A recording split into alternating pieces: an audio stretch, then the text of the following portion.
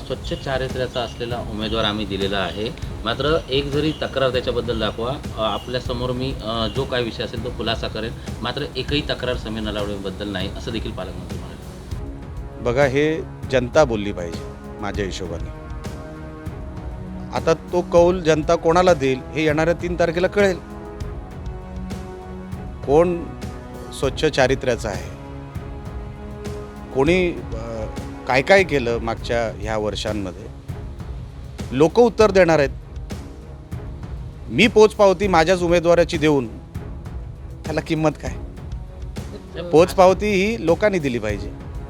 बघा, हे जनता बोलली पाहिजे माझ्या हिशोबाने.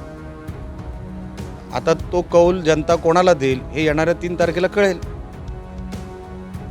कोण स्वच्छ चारित्र्याचं आहे, कोणी काय काय केलं मागच्या ह्या वर्षांमध्ये, लोक उत्तर देणार आहेत.